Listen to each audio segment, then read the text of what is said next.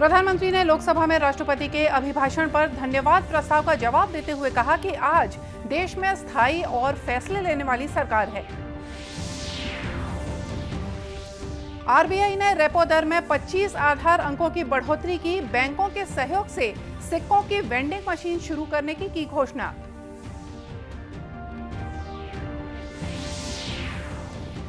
केंद्र सरकार के जल जीवन मिशन की बदौलत कोरिया जिले के पंडो जनजाति बाहुल्य ग्राम दुर्गापुर के सभी घरों तक पहुंचा स्वच्छ जल।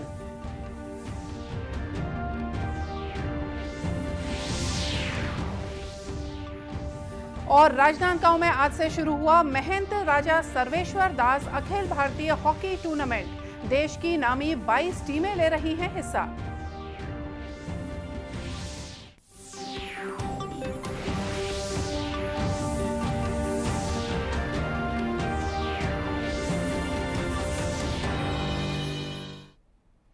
नमस्कार, आप देख रहे हैं दूरदर्शन समाचार। मैं हूं मोनिका शर्मा और आइए अब देखते हैं समाचार विस्तार से। प्रधानमंत्री नरेंद्र मोदी ने आज लोकसभा में राष्ट्रपति के अभिभाषण पर धन्यवाद प्रस्ताव का जवाब देते हुए कहा कि आज देश में स्थायी और फैसले लेने वाली सरकार है। एक निर्णायक और पूर्ण बहुमत से चलने वाली सरकार है। ये वो सरकार है जो रिफॉर्म कर रही है। हम इससे पीछे हटने वाले नहीं हैं, चलते रहेंगे। देश को जो चाहिए वो देते रहेंगे। प्रधानमंत्री ने आगे कहा कि भारत में नई संभावनाएं हैं। कईयों को ये बात समझने में देर लग जाएगी, लेकिन भारत सप्लाई चेन के मामले में आगे बढ़ चुका है। भारत मैन्युफैक्चरिंग हब के रूप में विकसित हो रहा है। दुनिया भारत की समृद्धि में अपनी समृद्धि देख रही है। निराशा में डूबे हुए कुछ लोग इस देश की प्रगति को स्वीकार ही नहीं कर पा रहे। 140 करोड़ देशवासियों के पुरुषार्थ और परिश्रम की उपलब्धि उन्हें नजर ही नहीं आ रही। आज वैक्सीन लो, हमारे मोबाइल फोन पर हमारा सर्टिफिकेट दूसरी सेकंड पे अवेलेबल। ये ताकत हमने दिखाई है। माननीय अध्यक्ष जी, भारत में नई संभावनाएं हैं। दुनिया को सशक्त वैल्यू और सप्लाई चेन, उसमें आज पूरी दुनिया ने, कोरोना कालखंड ने सप्लाई चेन के मुद्दे पर दुनिया को हिला के रख दिया है। आज भारत उस कमी को पूरने की ताकत के साथ आगे बढ़ रहा है। कईयों को ये बात समझना बहुत देर लग जाएगी। भारत आज इसी दिशा में एक मैन्युफैक्चरिंग हब के रूप में उभर रहा है और दुनिया भारत की समृद्धि में अपनी समृद्धि देख रही है।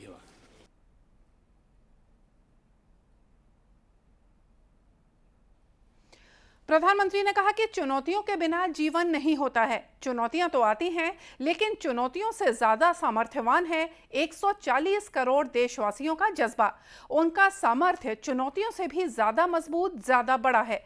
अनेक देशों में अस्थिरता का माहौल है, भीषण महंगाई है, खाने पीने का संकट है। हमारे अड़ोस पड़ोस में भी जिस प्रकार के हालात बने हुए हैं, ऐसी स्थिति में कौन हिंदुस्तानी इस बात पर गर्व नहीं करेगा कि ऐसे समय में भी देश दुनिया की 5वीं बड़ी अर्थव्यवस्था बना हुआ है। आज पूरे विश्व में भारत को लेकर पॉजिटिविटी है, एक आशा है, भरोसा है।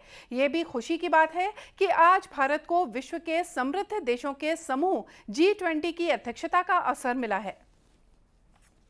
भारतीय रिजर्व बैंक ने रेपो दर में 25 आधार अंकों की बढ़ोतरी की है। अब ये 6.5% कर दी गई है। मई 2022 से रिजर्व बैंक ने रेपो दर को 2.5% बढ़ाया था। रिजर्व बैंक के गवर्नर शक्तिकांत दास की अध्यक्षता में मौद्रिक नीति समिति ने रेपो दर को 4-2 के बहुमत से बढ़ा दिया। अंतिम द्विमासिक मौद्रिक नीति की समीक्षा करते हुए गवर्नर ने कहा कि स्थायी जमा सुविधा दर संशोधित करके 6.25% कर दी गई है और मार्जिनल स्थायी सुविधा दर और बैंक दर संशोधित करके 6.75% कर दी गई है। उन्होंने बताया कि रिजर्व बैंक विकास की सहायता के लिए मुद्रास्फीति को लक्ष्य के अंदर बनाए रखना सुनिश्चित कर रहा है।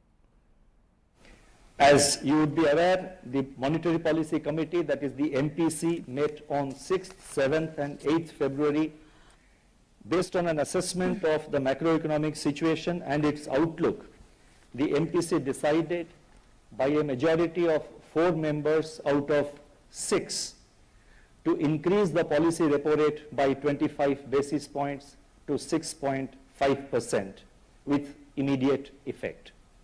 Consequently, the standing deposit facility, that is SDF rate, will stand revised to 6.25%, and the marginal standing facility, that is the MSF rate and the bank rate, to 6.75%. The MPC also decided by a majority of 4 out of 6 members to remain focused on withdrawal of accommodation to ensure that inflation remains within the target going forward while supporting growth. इस बीच भारतीय reserve bank ने सिक्कों के वितरण में सुधार के लिए कुछ प्रमुख बैंकों के सहयोग से क्यूआर कोड आधारित सिक्कों की वेंडिंग मशीन शुरू करने की घोषणा की है। यह प्रायोगिक परियोजना देश के 12 शहरों में 19 स्थानों पर शुरू होगी। बैंक ने कहा कि ये वेंडिंग मशीनें यूपीआई का उपयोग करके ग्राहक के खाते से डेबिट के रूप में सिक्के वितरित करेंगी। इन वेंडिंग मशीनों को रेलवे स्टेशनों, शॉपिंग मॉल और मार्केट प्लेस जैसे सार्वजनिक स्थानों पर स्थापित करने की योजना है। G20 देशों के यात्री भारत में निवास के दौरान अपने व्यापारिक भुगतानों के लिए यूपीआई का उपयोग कर सकेंगे। रिजर्व बैंक ने कहा कि चुनिंदा अंतर्राष्ट्रीय हवाई अड्डों पर यह सुविधा बढ़ाई जाएगी। नीति आयोग द्वारा दिसंबर 2022 के लिए जारी की गई champion of change delta ranking में छत्तीसगढ़ के नारायणपुर जिले का परफॉर्मेंस बेहतर रहा है। देश में घोषित 112 आकांक्षी जिलों में से ओवरऑल परफॉर्मेंस श्रेणी में शीर्ष 5 जिलों में नारायणपुर जिला चौथे स्थान पर है। वहीं स्वास्थ्य और पोषण श्रेणी में नारायणपुर जिले का स्थान तीसरा है। गौरतलब है कि छत्तीसगढ़ में स्वास्थ्य और पोषण को लेकर अनेक योजनाएं चलाई जा रही हैं। मुख्यमंत्री सुपोषण अभियान से जहां किशोरी बालिकाओं और महिलाओं को एनीमिया से मुक्त करने का प्रयास किया जा रहा है, तो वहीं मुख्यमंत्री हाट बाजार क्लिनिक, दाई दीदी क्लिनिक, स्लम स्वास्थ्य योजना, हमर लैब और मलेरिया मुक्त छत्तीसगढ़ जैसी योजनाओं से लोगों को स्वास्थ्य संबंधी सुविधाएं बेहतर तरीके से मिल रही हैं। इसके सकारात्मक परिणाम भी सामने आ रहे हैं। और आइए अब लेते हैं एक छोटा सा ब्रेक। जल्द ही लौटेंगे कुछ और खबरों के साथ।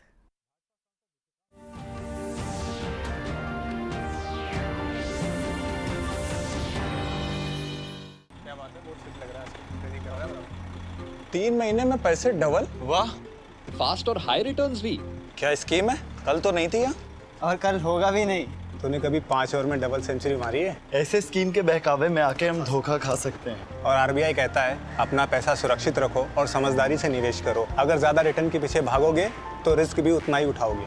और फास्ट रिटर्न से बच के। और फास्ट बॉलिंग से भी।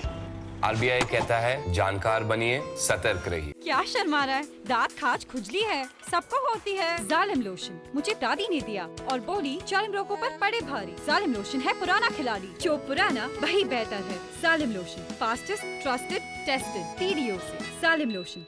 Hey girls! Congratulations! आज तो पार्टी चाहिए। पहले चैंपियन के साथ सेल्फी लेंगे। आइडिया, यही करते हैं पार्टी। Pizza party. ये चल अपना कार्ड और पिन दे। मेरे कार्ड की डिटेल्स मैं खुद ही डालूंगी। आरबीआई कहता है अपना पिन, ओटीपी, सीवीवी या इंटरनेट बैंकिंग पासवर्ड किसी के साथ शेयर ना करें।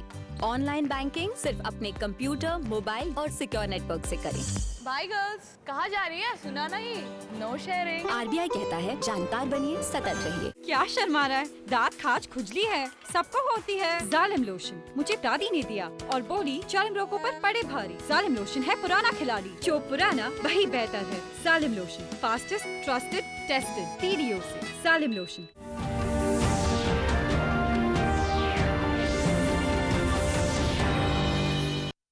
ब्रेक के बाद एक बार फिर से स्वागत है आप सभी का दूरदर्शन समाचार में। राज्य सरकार ने भारतीय पुलिस सेवा के 4 अधिकारियों का तबादला किया है। गृह विभाग द्वारा आदेश के अनुसार एसीबी मुख्यालय में उप महानिरीक्षक पारुल माथुर को छत्तीसगढ़ सशस्त्र बल में सरगुजा रेंज का डीआईजी बनाया गया है। 2009 बैच के अधिकारी और मुख्यमंत्री सुरक्षा के पुलिस अधीक्षक प्रखर पांडे अब एसीबी के उप पुलिस महानिरीक्षक होंगे। वहीं राजेश कुकरेजा को सारंगढ़ बिलाईगढ़ के पुलिस अधीक्षक पद से हटाकर आशुतोष सिंह को नया पुलिस अधीक्षक बनाया गया है। 2012 बैच के राजेश कुकरेजा अब भिलाई में तैनात छत्तीसगढ़ सशस्त्र बल की प्रथम वाहिनी के सेनानी होंगे। राज्य में गोधन न्याय योजना के अंतर्गत गौठानों में स्व सहायता समूहों के द्वारा वर्मी खाद बनाई जा रही है। इस वर्मी खाद के विक्रय से समूहों को जो लाभ हो रहा है, उससे उनके जीवन में बड़ा बदलाव आ रहा है और इस बदलाव की प्रत्यक्ष गवाह हैं स्वच्छ मनेंद्रगढ़ क्षेत्र स्तरीय संघ की महिलाएं। जिला मुख्यालय मनेंद्रगढ़ के शहरी गौठान में वर्मी खाद बना रहे स्वच्छ मनेंद्रगढ़ क्षेत्र स्तरीय संघ का टर्नओवर 1 करोड़ रुपए तक जा पहुंचा है। वर्ष 2020 में योजना के शुभारंभ के साथ ही गौठान में गोबर खरीदी का काम शुरू हुआ। आज इस संघ द्वारा 10 लाख से ज्यादा क्विंटल वर्मी खाद बेची जा रही है, जिसकी राशि 1,32,00,000 रुपए है। इसमें समूह का शुद्ध लाभ 36,73,000 रुपए है। संघ के सदस्य सविता दास ने बताया कि इस योजना से महिलाओं को स्वरोजगार का जरिया मिला है और वर्मी खाद विक्रय से जो लाभांश मिला उससे उन्होंने गाड़ी खरीदी। इस समूह में 73 महिलाएं जुड़ चुकी हैं। केंद्र सरकार के जल जीवन मिशन की बदौलत कोरिया जिले के पंडो जनजाति बाहुल्य ग्राम दुर्गापुर के सभी 47 घरों तक पेयजल की सुविधा पहुंच गई है। इससे ग्रामीणों के चेहरों पर मुस्कान खेल उठी है। योजना के अंतर्गत दुर्गापुर के खालपारा और इबलपारा में 35 लाख रुपए से ज्यादा की लागत से घरों में टैप नल से जल पहुंचाया जा रहा है। दूर दराज के इस गांव तक स्वच्छ जल पहुंचाना प्रशासन के लिए कम चुनौतीपूर्ण नहीं था। लोक स्वास्थ्य यांत्रिकी विभाग के एसडीओ ओंकार सिंह ने बताया कि पानी के बदले ग्रामीणों से बहुत कम सहयोग राशि ली जाएगी। उन्होंने पानी संरक्षण पर जोर दिया। हमारे यहाँ जो है 2 ब्लॉक पड़ते हैं जो बैकुंठपुर और सोनत हैं, जिसमें हर गांव में हर घर जो है जल देना है 24 तक और अच्छी क्वालिटी की गुणवत्ता के साथ जो है FST के माध्यम से देना है। हितग्राहियों से यही अपील है कि संधारण करना, उसकी सुरक्षा करना, पानी की बचत करना, ये सब ध्यान रखना पड़ेगा उनको। और जो उसमें जो पैसे लगेंगे 2 रुपये, 5 रुपये, 10 रुपये जो पंचायत फीस करता है, वो सहयोग राशि देने का कष्ट करेंगे। हर घर में स्वच्छ जल की सुविधा मिल जाने से ग्रामवासियों के चेहरों पर खुशियां झलक रही हैं। खासकर महिलाएं इससे काफी खुश हैं। सर बहुत दूर से पानी हम ला रहे थे, इसके बाद फिर हमारे घर में आंगन में पानी लग गया है तो फिर हमें सुविधा मिल गया। हम लोग को घर में भी आराम से हम पानी उनी भर रहे हैं। फिर घर में सुविधा बहुत ज़्यादा है। समस्या रही कि हमारे कुआं से पानी लात रहे, अब घर घर पानी मिलत है। बर्तन धोती, खाना बनाती, नहाती धोती और अच्छा पानी है, साफ पानी पिए ले, सबका स्वास्थ्य अच्छा रहे, कोई तबीयत खराब नहीं हो। गौरतलब है कि जल जीवन मिशन के तहत ग्रामीणों को जल संरक्षण के प्रति जागरूक करने के लिए महिलाओं को जल वाहिनी के रूप में प्रशिक्षित किया गया है। महंत राजा सर्वेश्वर दास अखिल भारतीय हॉकी टूर्नामेंट का आज राजनांदगांव में आगाज हुआ है। 16 फरवरी तक चलने वाली इस प्रतियोगिता में देश की नामी गिरामी 22 टीमें हिस्सा ले रही हैं।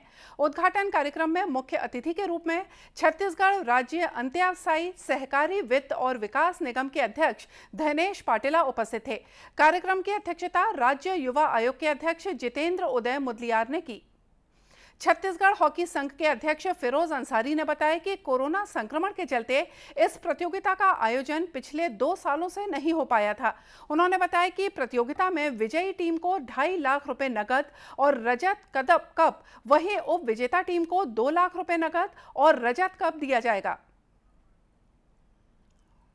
हमारी इंडियन ऑयल, कस्टम मुंबई और वेस्टर्न रेलवे आदि टीमों में अनेक अंतर्राष्ट्रीय खिलाड़ी हैं, जिसका जौहर खेल का जौहर यहाँ पे आपको देखने मिलेगा।